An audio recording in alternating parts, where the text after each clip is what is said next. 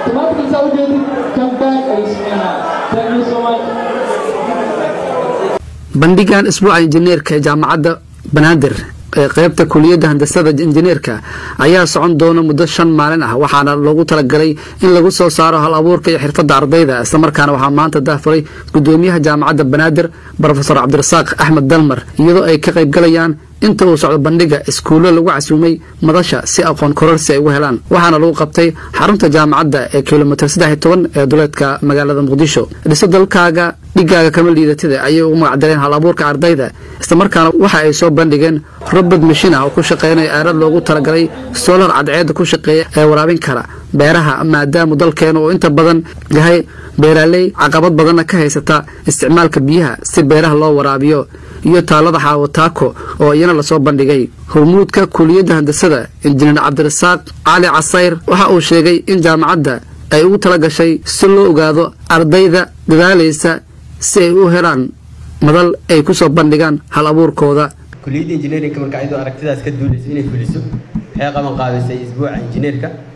jaamacaddana waxay qorsheynaysaa kuliyadaha dhan inay sameeyaan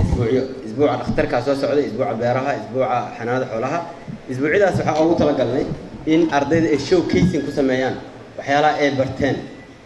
aan ardayda teeda kale aan siin opportunity ah inay soo bandhigi karaan waxay leeyihiin gudoomiyaha jaamacadda Banaadir Professor Cabdirasaaq Axmed Dalmar ayaa xusay in ardayda ay dadaal badan ku bixinayaan heerarka waxbarashada sida waxa uu ku amaanay baarista ay ku sameeyeen wadada isku xirta Afgooye iyo Muqdisho oo mashquul badan iyo dayactir ballaaran u baahan ardayda toddobaadkan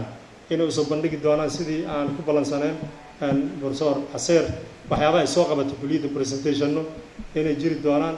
marka wadada waxay ka sameeyeen isticmaalkeeda waxay kaloo ka sameeyeen 12 mitir ka yar ayaa wadada hadda ka dhisan waxaan loogu talagalay 40 mitir inay noqoto marka 40 mitir si ay ku noqoto maxay u baahan tahay qarashka carrada sideeta iyo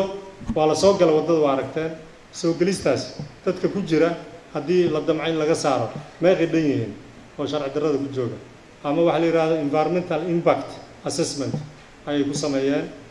marka waxaan rajaynaynaa waana la qaatay Africa Development Bank ay u direen waana ku guuleysteen marka toddobaadkan waxaan rajaynayaa guul anoo ku hadlayo magaca muasasada Banaadir iyo golaha tacliinta jaamacadda Banaadirna Cabduqaadir Ali Axmed warbaahinta qaranka Muqdisho.